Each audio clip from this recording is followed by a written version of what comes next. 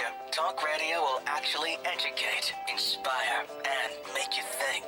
The future is now. Topics and music that affect your life from Universal Broadcasting Network. Tune in at ubnradio.com.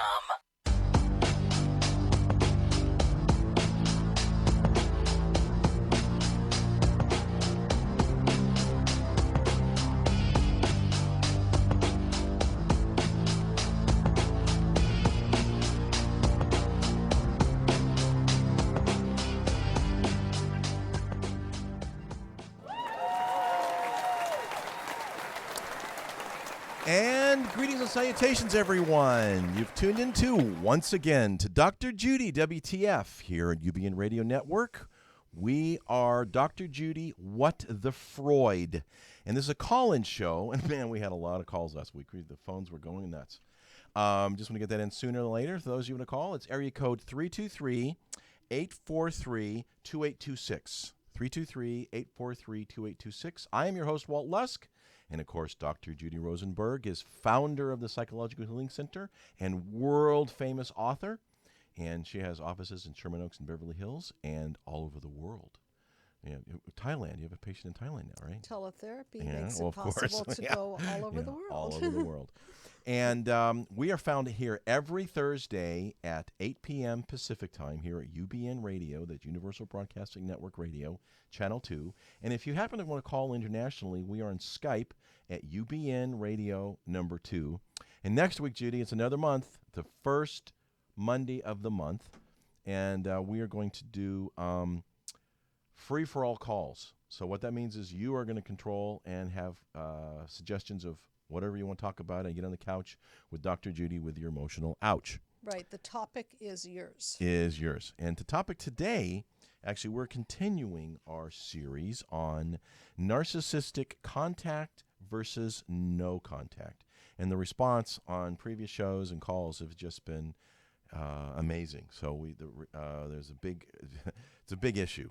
So we're staying on it. And I want to start by explaining how this massive disconnect happens. So for those of you who do not know anything about the mind map is something that I created many years ago for the purpose of healing global disconnect. It was actually a macro project, and I started applying it to healing human disconnect on a micro level. And I found that through the system of what I created on a macro level, it really drastically improved the quality of my therapy, and it drastically improved the efficacy, the speed at which people can shift from darkness to light, in essence. And so I want to talk a little bit about how we end up with such a huge wound from our own parents that we actually don't even want to talk to them, or considering not talking to them, or go low contact or no contact with them. And so if you... It's pretty dramatic, but in many instances from our experience, that really is the only way to go. Sometimes. Yeah. So let's start by talking about narcissism and what that really means. And so narcissistic personality disorder is really a cluster B described by the DSM, which, I look at it less as a label and more as a system's gone wrong. So we use it conveniently because everybody knows the term. What it means from a mind map perspective is that on a multi-generational level, your parents, their parents, and their parents somehow got wounded. And there are 5 wounds that occur. Physical abuse, sexual abuse, emotional abuse, or emotional abuse. And then there is neglect, and then there is smothering. So those are the 5 big ones. And what happens in the case of the end result being a total disconnect is that mother, father, both family structure, they themselves are injured.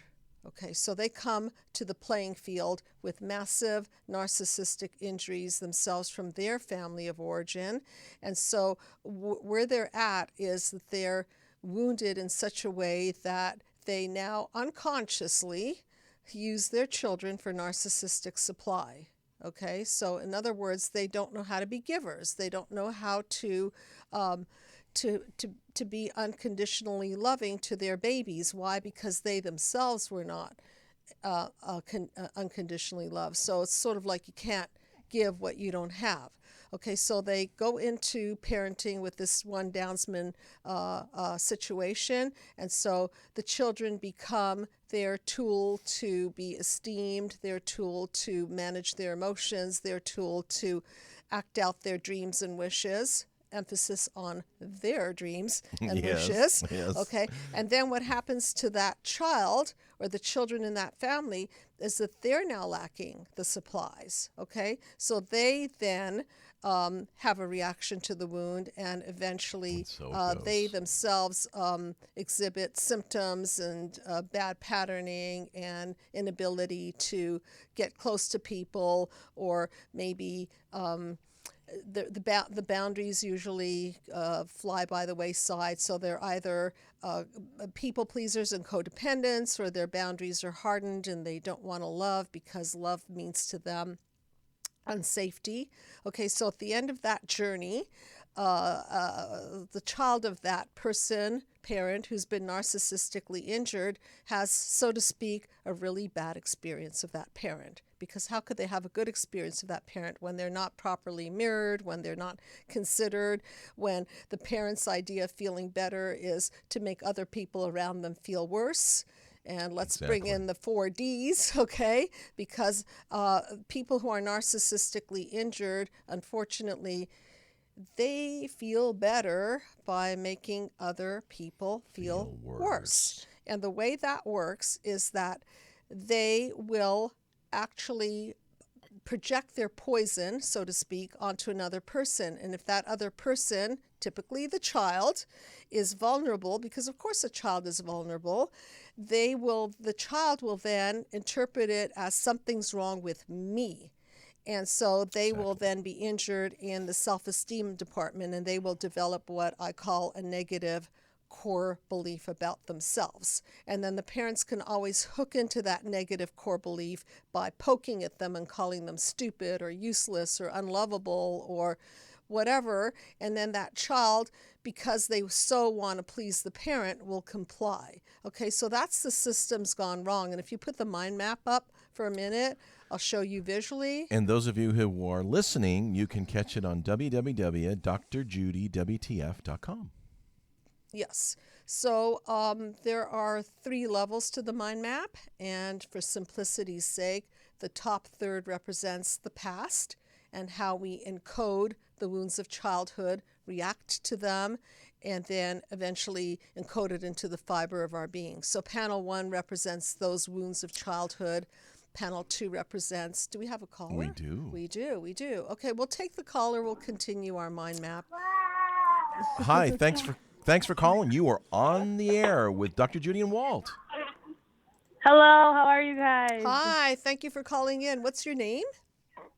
Michelle. I called before. Hi, Michelle. How you doing? Welcome back. Good. And where are you from? Thank you. Yes, sure, of course. Vancouver. Vancouver. Oh, hey. How's it going? Good. Good. Okay. You're up in Canada, eh? A. Well, I'm from Montreal, so I used to say A every other word until somebody cured me. It wasn't a pretty picture, but I don't say A anymore until I'm on the phone with a Canadian, eh? Okay, so tell me what's going on with your family, contact, no contact, questions about it. Go for it. So I went no contact for a year, and then just last week I went to go see my family again, and it was weird. Like I just don't know, and I just don't know at this point. Yeah. Okay.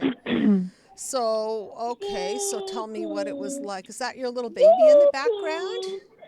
Yeah, that's my son. How Sorry. cute. No, don't be sorry. I'm glad you have a beautiful son. What's his name? Isaiah. Hi, Isaiah. How you doing? Your mother's healing so that you Say don't hi, have. Isaiah. Hi, Isaiah. Hi. How old are you? Good. Okay. So look. So what happened? Go ahead. So I was going out, and then I just had this urge. I'm like, okay, I think I'm ready to see my family again. Sure. And then I was like, I'm just gonna go to their house. So then I just came over, and they were all so surprised to see me. They're like, oh my gosh, because they want to see me. Sure. So they were happy about it. They're like, oh my gosh. Okay. And I just had another baby again too last month. Mm-hmm. Mm-hmm. So they were like really Congratulations. happy to finally see her. Yeah. And so then I walk into the house, and then obviously everything's good. They're like, I'm so happy to see you. And then about half an hour in, I was just with my mom, which she's the narcissist. And then everyone else is kind of the flying monkey that kind of just supports her in everything she does and just believes that she's an amazing person. So I was like, when we were alone, me and my mom was like, are you ready to talk now? And then she kind of got nervous. She's like, yeah, what do you want to talk about? Because Wait, did you she's say, like in are you complete ready? denial. Sorry, did you say, are you ready to talk, or your mother said that? Yeah, no, I said that. Okay. When I waited till we were alone together. Okay. And then I was like, okay, are you ready to talk now? Because obviously there's something wrong. I didn't see them for a year, and I know she's a narcissist now. And she was like, she just kind of pretended like, oh, like, what do you want to talk about? Like, nothing's wrong. And I just said everything, but without calling her a narcissist. So I said, like, it just basically everything. And like, obviously she denied everything, or she had like a excuse for everything. Like, the reason why you and your sister always like fought is because of this. And the reason why, I kind of liked because she put us in roles, the golden child, the scapegoat. And I gave her like specific reasons, like all the time she was, evil to me, and she never did that to my sister. And I gave her like so many just evidence of all that. And okay, so what's a narcissistically injured person going to do when they feel that they're attacked? Defend themselves? Of course. So from a mind map perspective, you pushed her right into panel number 5, and then maybe she came at you and started attacking you and went into panel 6. Okay, so we have a video, I don't even know if it's up anymore, on how to talk to narcissists. It's still There's up. a lot of pros and cons about it. It's still up and got a lot of views. So I'll try to keep it a little short, because I know we have a lot of callers. And so what I want to say about that is that the best way to talk to somebody who's narcissistically injured, like your mom, is don't confront. Okay, don't confront. It's not going to work. Sorry, say that again. I said don't confront them. Don't confront or attack. Okay, and the U word is just off the table, because they literally experience the U word as a poke in the ego. Okay, so if you want to have a relationship with your mom on any level, you have to understand that your mother's injured. Okay, so what do you want to do about that? Okay, she's not going into therapy. I don't see her calling in tonight or anything like this, and I bet she's not in therapy. So it is what it is. Okay, so what do you want to do about that? So in a sense, you have to look at them as they're on a certain level, they're not healing, so you might want to moderate your contact, because it sounds like you enjoy some of it, but not all of it, right? Some of it, but not all of it. Well, so the key would be boundaries. Boundaries, take the good, leave the bad. It's like I use the model of the cell, the semi-permeable membrane. So you let in the good and you keep out the bad, and you understand you have to kind of have to play chess with this, okay? And you have to understand that if you step on their narcissistic injury, bam, okay, bam, there's going to be an explosion. But like, there. so they're going to attack. Yeah. So my question is like, so she's never going to change. So is that toxic for me to even have a relationship with her? Because depends. She's still, I know. Okay, excellent question. If you expect that you're going to have a progressive conversation and a healing dialogue with her, I think your expectations may be unrealistic, because she's not going to be able to take you in. She's walled off, most likely. Okay, defensive, walled off. So you can't have that conversation with her. So you have to have that healing with somebody else. Okay, whether it be whoever, preferably therapist, because they will complete that emotional file for you. And so in the case of that injured person, you have to make it more casual. Oh, it's nice to see you, Mom. How was the dinner? Dinner was excellent. And you don't make it about you and she, because they don't see it. They don't connect the dots at all. So you're talking to somebody that's not taking in what you're saying, and then you're going to be left with, you're going to be the one left bleeding. So this is a personal decision. Again, we're back to the personal decision, and it's really your decision. If you decide that you want contact, then you have to have only a certain kind of contact, very limited contact. Understood? Again, boundaries. Yeah, And that makes sense. And don't expect to have a healing conversation with her. I don't think it's going to happen. No, it's not. Yeah, I've tried my whole entire life. Yeah, well, yeah, okay. So Here we are. spare your energy, heal without her, and just take her at face value. And if it works for you, if you can understand that this is what her results of her injuries, and you can be with whatever that is at whatever level, then you do. And if it's too injurious for you, then you have to put yourself number one. Okay. So I know we have another caller. I hope that answered your question. Yeah. Okay. Well, I just had one more quick question, though. Okay, quickly, because we have another person. Yeah. Go ahead. Yeah. Would it hurt me? Like, would she still, me coming back, would she try to still hurt me? Like, she tried to separate the family our whole life. She could. Me coming back, do you think she's going to It's all she knows. To her? That's all she knows. It's all she knows. So she could. She's done that her whole life. In that case, I really highly suggest that you get the Peaceful Healing Dialogue off of my website and find a way to converse with her by setting those boundaries and see what she does with it. And just tell her something like, Mom, it's so nice to be here and have dinner with you. And, I think it's best that we don't go there because I'm just enjoying this moment with you. End of story. Okay? Okay. Okay? All right. Thank you so much for calling in, and congratulations on your new baby, your beautiful, healthy daughter and son. Thank you. Take care. Bye. Okay. Thanks for calling. Yeah, thank you for calling. Yeah, boundaries are the key. The one that keep calling, they'll call back, hopefully. Okay. Okay, so please call back if you called before. So I had one. I know we're going to go back to the mind map, but real quick, I had one comment which was amazing on YouTube this week from Winter Star. Wow, those D's! What a perfect nutshell description.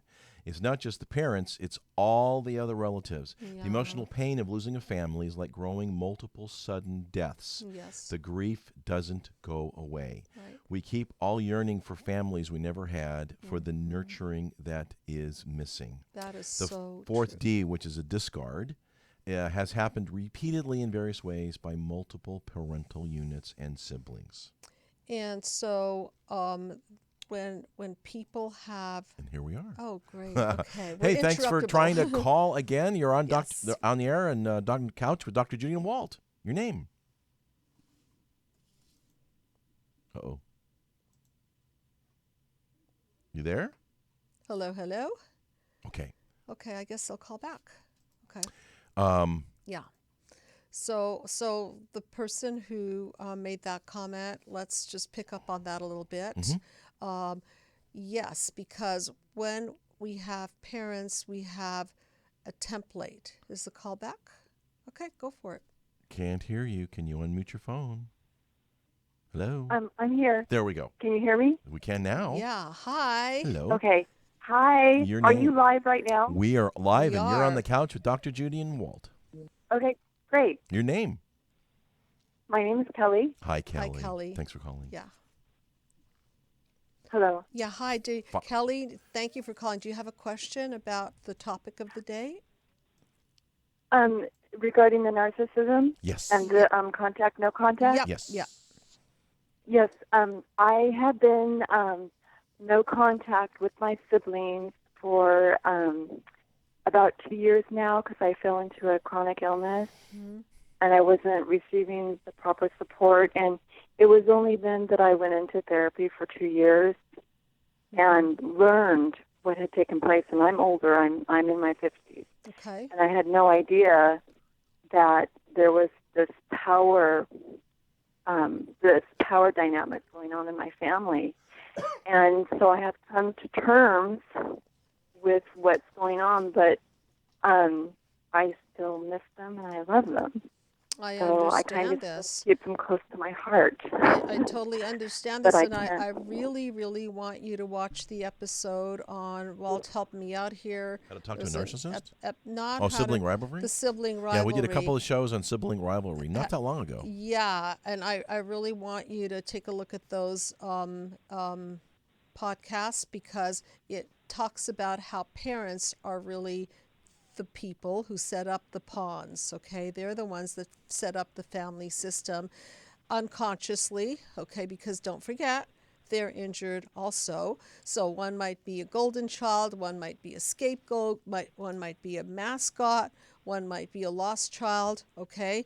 And so the aim of the narcissistic injury is to make that parent the center of attention. And so if the siblings are feuding, all the better for them in terms of narcissistic supply, because now they can be the center and there's no alliance between all the siblings. So, shared love is not good. They don't know how to do it. So, right? Okay. So you have to understand from a systems point of view, you use your logic and understand that this is a system gone wrong because of the childhood injuries embedded in your parents, and this is the way they know how to function. And now we've got all this unfortunate fallout material, which is your family just in total chaos and total disconnect. Of course you miss them. So what do you do about that? That's a tough one because now, as you said, they're flying monkeys. So their loyalty is to who? Well, to one another with gossip. With gossip, but who's the queen bee or the king bee? If there's a king bee, I guess Well, there's no king bee. Okay. my sister, who actually handled the trust for my mom when she passed away. I see. She's Okay. kind of the main controller of the family. Okay. All right.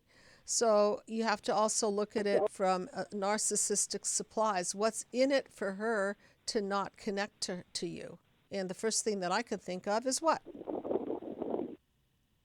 I don't know. How about money?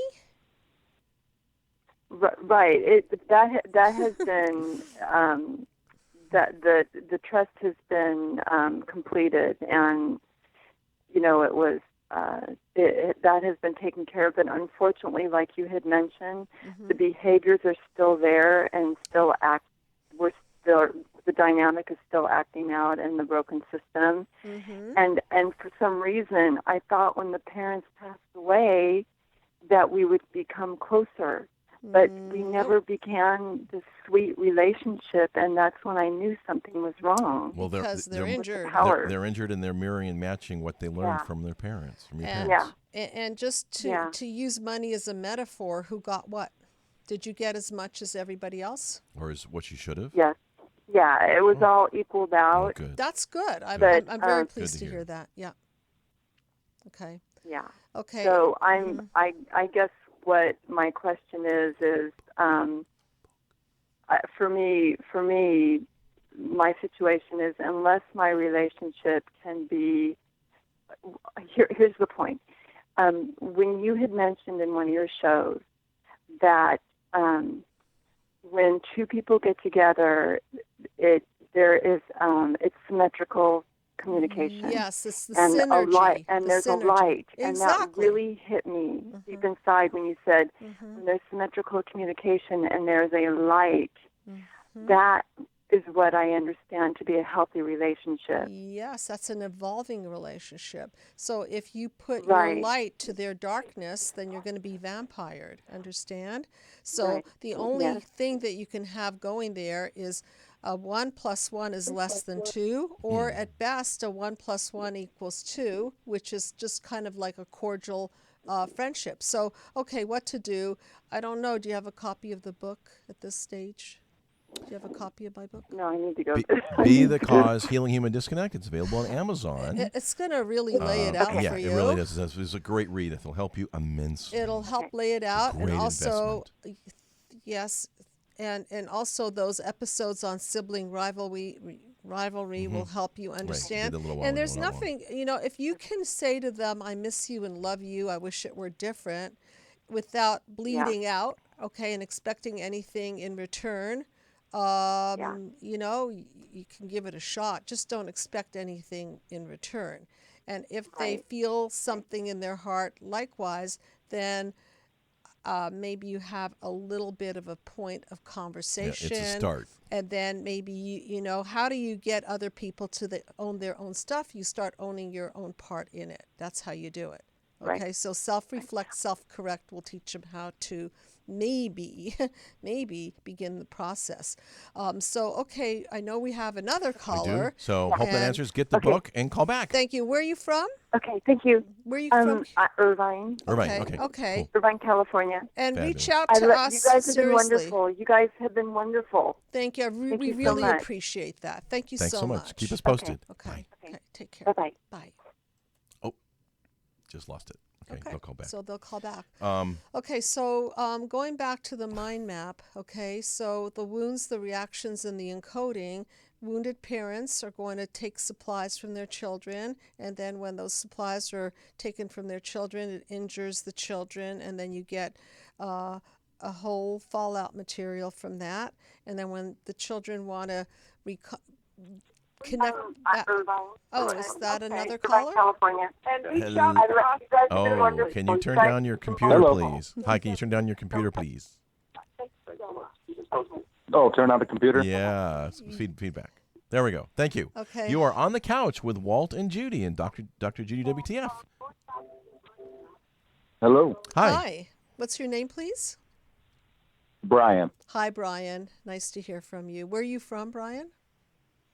Muskegon, Michigan. Okay, very nice to hear from you. Not too And far from Grand Haven. So, I don't know Right, that right. area. Oh, just up the road. Yes, indeed. You know the area, Walt. I'm afraid I do. You do. Don't be afraid, Walt. Don't be afraid. Don't be afraid. It's a beautiful area. So tell me It what's sure going is. what's going on with you, and tell me about your experience with contact, no contact, modified contact. Yeah. Oh, am I on the line? Am Yeah, I yeah, on yeah. air? You were on You're air on. live You with are. Dr. Judy as we speak.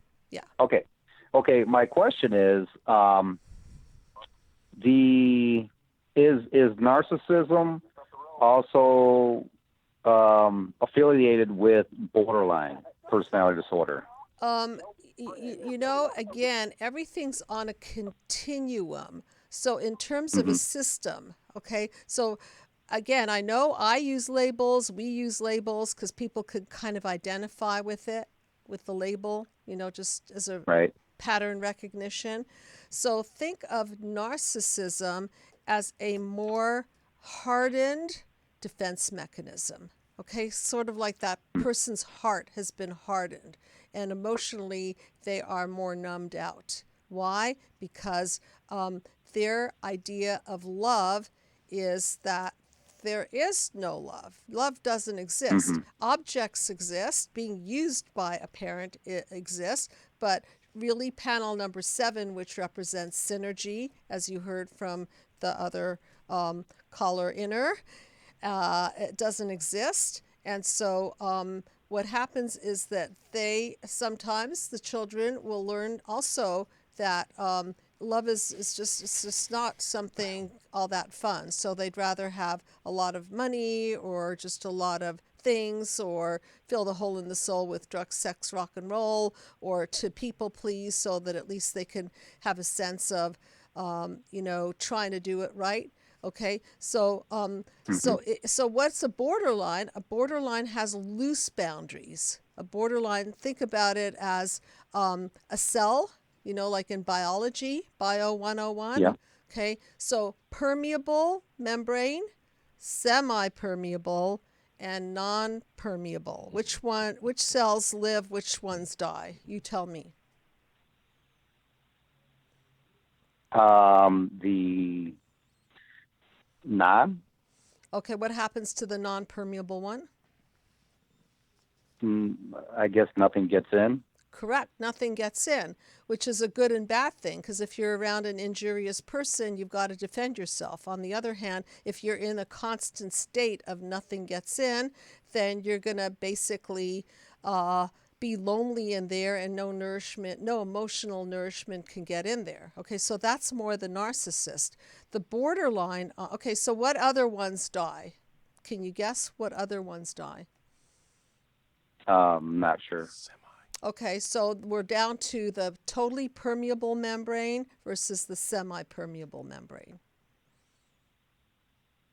Yeah, I'm not sure.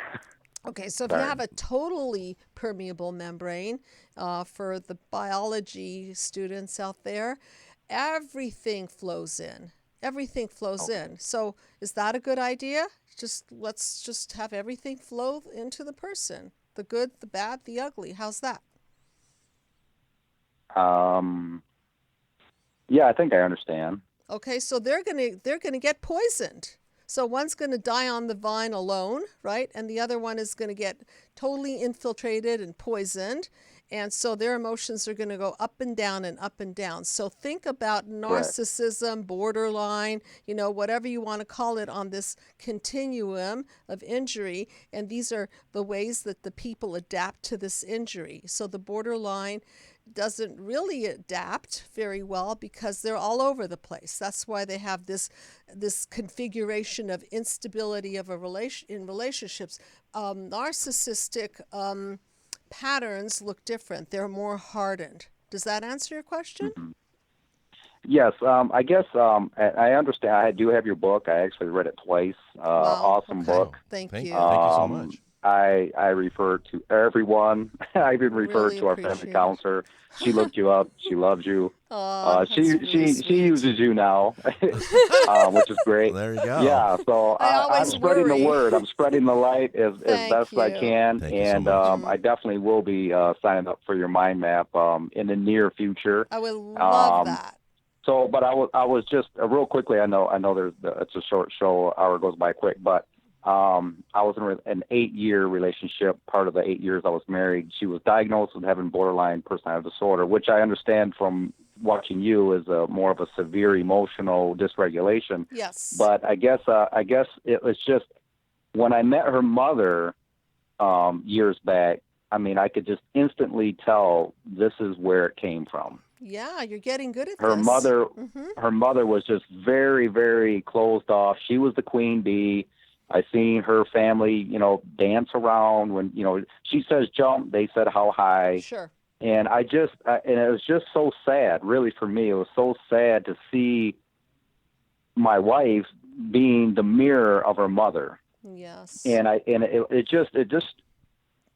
it's hard to explain, but I was just wondering about the narcissism part, and because it's like, I don't know, it was just up and down, but it's like having lack of empathy and anything like that. I mean, just no compassion.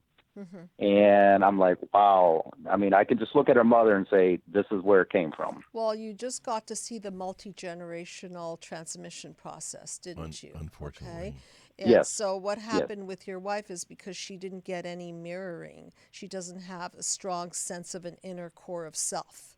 Does that make sense? Right. So she goes up and down like a thermometer. It's like no thermostat in there, because the mother is the person who's supposed to regulate the baby's feelings. So the mother's supposed to have the bandwidth to put herself last and the baby first. And I know I've had controversy about that. Just want to say that doesn't mean that the mother doesn't self-care and the mother doesn't go to the bathroom when she has to go to the bathroom, or take breaks when she has to, or go out with her friends. That's ridiculous, and that's not what I'm trying to say. It's just that the mother has to be really conscious that she be a good enough mother, meaning enough contact, enough mirroring, enough attending to. Okay, and obviously your wife didn't get that. So from a John Bowlby attachment theory point of view, she didn't get this secure attachment, which then Right, makes her right. dysregulated, and it makes it difficult for the person in the relationship to be with her. Does that make sense? Oh, yes, it does. Oh, And yes. yep, and thank you very much. My pleasure, and it would be a pleasure to see you at the Psychological Healing Center. Would love that very much. Okay, Thanks, Brian. thanks Okay. you God too. bless. Take Enjoy care. The, And keep up the good work. enjoy the Okay. weather in Michigan. Thank you. I'm trying. Okay, thanks, guys. Take care. Okay, Bye. bye. Okay, bye. Bye.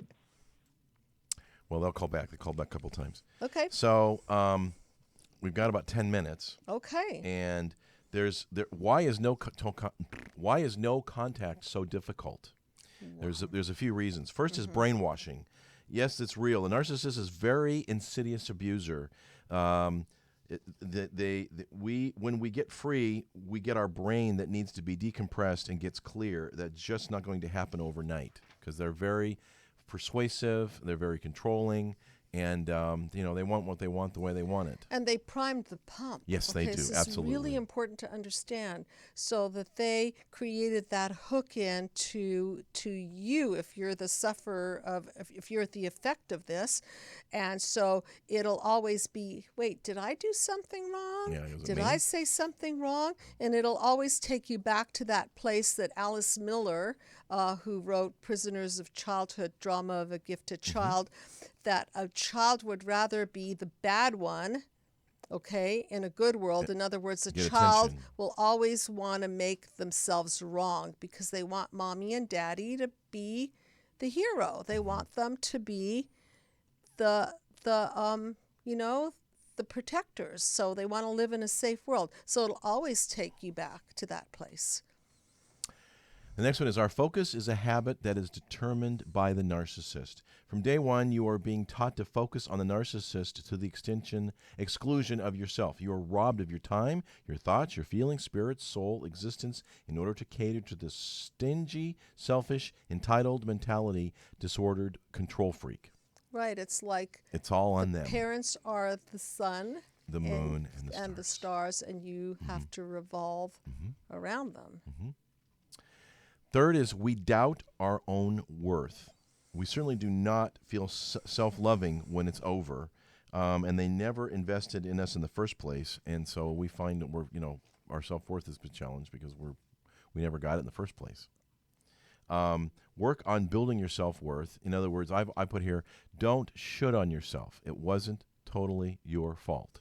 And as we like to say, you are not the cause of part one of your life. But part two. Okay, so once you start that healing process and you're able to build a stronger sense of self and get those boundaries going, then you can be the cause of better outcomes for part two. And part one has to be cleaned up and cleared out so that you can have your part two. Our boundaries have been trampled, to say the least, right? Narcissist exposes cheating, lying, using, and abusing. When you finally get free, sorting back all this boundary stuff is a very, very huge task, which is one of the reasons why no contact works, because you're able to get things back to normal and aren't being just trampled on by the narcissist of what they want, their needs and their desires. You have yourself back. That's the goal. Right, and how do you create a healthy sense of self? You don't create a healthy sense of self through just being born. It's the parents. That it's like a computer system. What goes in is what goes in. Those nutrients have to go in there. So it's an outside in model. So that parent has to feed you the love, the nurturance, the mirroring, the skin contact, the eye contact, the safety.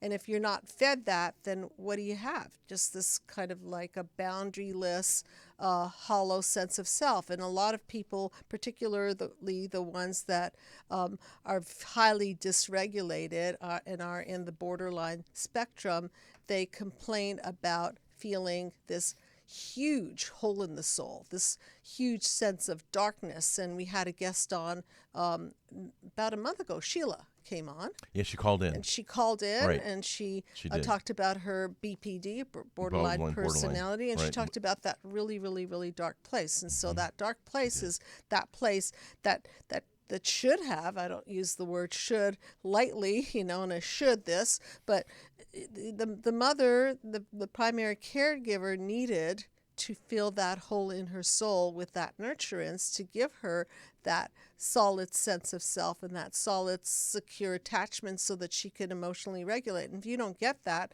then you have to work to have that, just to build that up.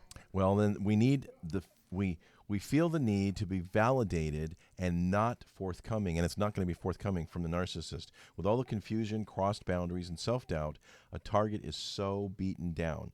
Having looked into the narcissist for such a long period of time, we have yet learned that the narcissist purposefully withheld closure and, of course, will never validate our feelings, because to do so would involve taking responsibility and for making them accountable and for making them to have feelings. So it's enormous help to receive validation from others, other survivors, therapists, friends, and, of course, family. Yeah. And that's good information. Yeah, and lastly is we romanticize the relationship. And why shouldn't we? While we're busy hating ourselves and being so flawed and losing this great partner, we have a hard time remembering all the soul-wrenching pain they put us through. And without names and labels for the disordered behavior, we keep assigning ourselves the blame, and the narcissist gets all the benefit of our doubt.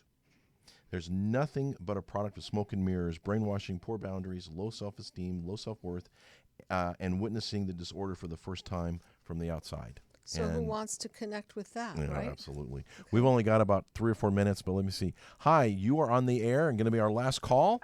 Where are you calling from? I'm calling from New Jersey. I stayed up for you guys. Well, you made it. Congratulations. That's so sweet. What's your name? My name is Kulzip. I emailed you, and yes, I discovered you guys about a month ago, and you've been on my everyday listening list because every subject you hit is quite phenomenal, and you make yourself, Dr. Judy. Hello. By the way, I have to say hello to you. You're so sweet. You've made the whole world of psychology so easy to understand when you're living the subjects that you're talking about. So my main reason for calling was to say thank you. That's so kind of you, and I really, really appreciate that. Obviously, Walt and I love doing what we're doing. And, yes. We sit in this room just to share. And we're in a studio no idea with lights listening, and microphones. And we have no idea. And the biggest honor I can have in my life is to make a difference in other people's lives. And just a quick comment. I always have this fear that my peers are going to hate me because they take so long in analysis and talk therapy. And so I always fear that if they see the mind map and how quickly and pointedly it works, they're not going to be too much of a fan. So I really appreciate your saying that it makes psychology easy to understand, because my purpose is to help you think like a shrink. Okay, if I can't give you the fishing rod and help you connect the dots, then what have I done for you? Just listen to your pain? That's not going to exactly help that much. No, well, obviously you can tell I hail from England, and it's the land of anti-therapy, and the dialogue doesn't exist. And it's ironic that Prince Harry is finally talking about opening up about his own mother, wounds about his mother. Wow! I mean, yeah. first time in his entire life. I have to get him on the show. Can you please contact him? Yeah. In your beautiful accent, invite him. He needs mind map therapy. Actually, I think it's amazing that he opened the dialogue, and especially in the informal way that he did. But what I do have to say is I've lived in this country for 2 decades, and my relatives in England make fun that I live here and every American has a doctor, a hairdresser, and a shrink, which actually isn't true. And but guess I wish what? it was. Wait, what did you see? A doctor, a hairdresser, and a shrink. And yeah. so I could say that I'm 2 out of the 3 because I actually have a license from Paul Mitchell, the school, and I'm a licensed cosmetologist. Well, how ironic! I'm a European-trained esthetician myself. Oh my God! So anyway, yes, and so I am the middle child, the family scapegoat. I come from an Indian culture, okay, and I just came back from England because my mother is dying of ALS, and I asked the very question to my sister, who decided to call me and let me know, I asked, did she ask for me? And my sister said no. Oh, how And painful. so I had to, and this was before I even heard your show. Yeah. And I'm a yoga instructor, and I'm into the So world of is the Judy. Vedantas and philosophy. So I said to myself, being the mother of 3 children and ending the legacy that I carried, do I go and see her? And I said, you know what? My actions speak louder than words. So I went back to England to see her, praying that she had had an epiphany and something had changed.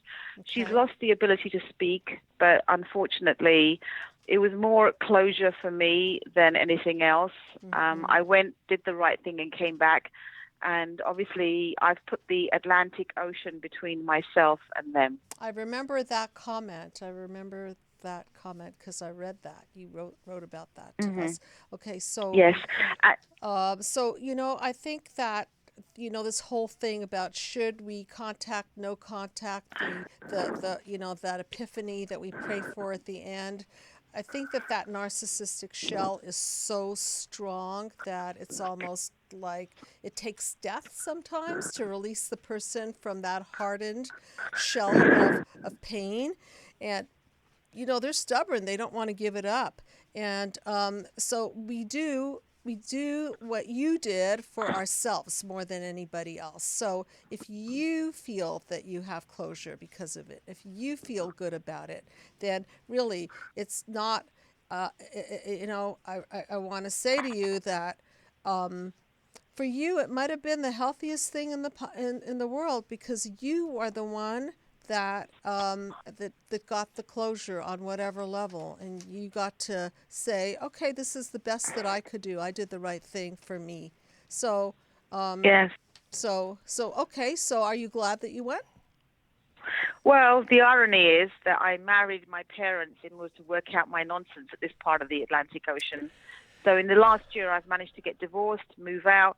My mother's dying. My eldest went off to college. So there's been so much change in my life. I have to say that I'm going through a huge metamorphosis, but I'm actually in a really good place. So I do feel good that I did ultimately what I would call the right thing. Okay.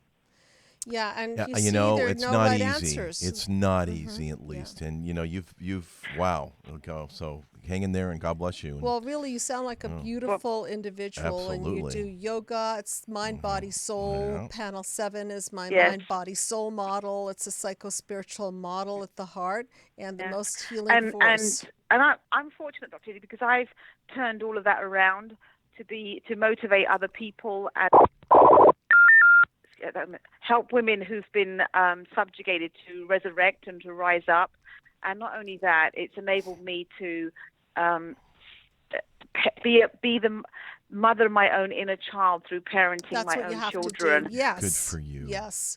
Because so what's going on is you have been brilliant, and you took the obstacles and the challenges that you faced, and you have not turned them into obstacles but opportunities.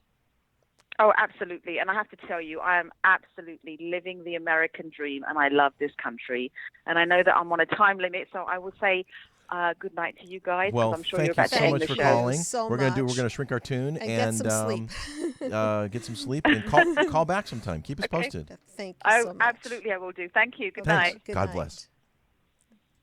Yeah, she tried to call a few times. Well, there you go. Wow, that's a fabulous way to in those. So we have to segue real quick here to our song, and we decided to do a song entitled "Smooth Operator" by none other than Sade. So I'm going to read the lyrics, and Dr. Judy's going to interpret the song. He's laughing with another girl and playing with another heart, placing high stakes, making hearts ache. He's loved in 7 languages, jewel box life, diamond nights, and ruby lights high in the sky.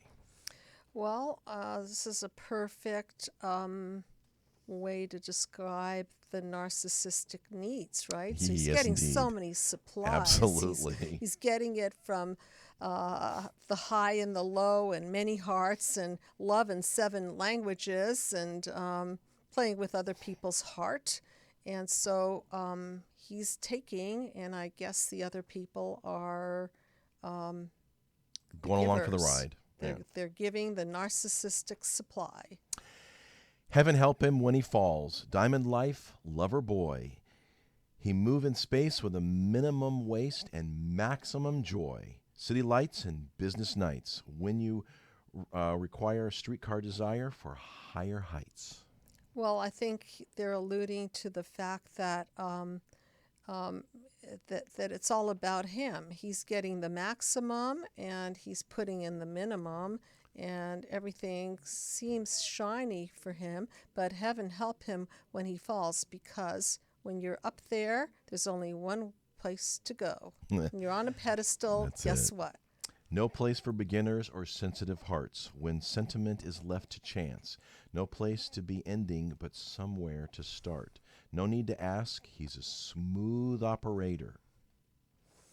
Well, he is a smooth operator because no one else, as far as other people are concerned, they might think that they're the bomb, they're special, and that's another common thing narcissists do. Yes, narcissistically injured people will love bomb so that they can keep the supply going, and sometimes they'll love bomb a few people at a time because they don't really know how to love and they don't know how to take in the love, so they just objectify a lot of people. And they want narcissistic supply, and if one isn't giving it to them, they're on to the next. And they're smooth. They're very smooth operators. Coast to coast, L.A. to Chicago, Western mail. Across the north and south to Key Largo, love for sale. Face to face, each classic case. We shadow box and double cross. We need the chase. Yeah, it's about winning the chase. And so the double cross is that they don't really have empathy, so they don't really connect to the slew of dead bodies they leave behind, the slew of bleeding hearts that they leave behind. A license to love, insurance to hold, melts all your memories and change into gold. His eyes are like angels, but his heart is cold. Need to ask? No need to ask. He's a smooth operator. So this is the duality. His eyes are like angels, so you get sucked in. You think you're special because that's one of their talents, is to make you feel very, very, very special. And then the heart is cold. So next thing you know, you're demeaned, devalued, destroyed, and discarded. Yes. Yes, they're the 4 Ds. Coast to coast, L.A. to Chicago, Western mail. Across the north and south to Key Largo, love for sale. Smooth operator. Yeah, it sounds a little bit like the covert narcissist. We have an episode. You think? Check it out. We have a very popular show, Covert Narcissism, we did last year. Yeah, they're undercover, and you don't know what's coming because they hold their cards close to their vest, and they're smooth operators. And they're kind of like wolves in sheep's clothing sometimes. So that is our song, Smooth Operator, by none other than Sade, a little classic. You have been listening to No Contact versus Contact with Narcissism on Dr. Judy WTF, What the Freud. I'm your host, Walt Lusk, and of course, Dr. Judy is the infamous and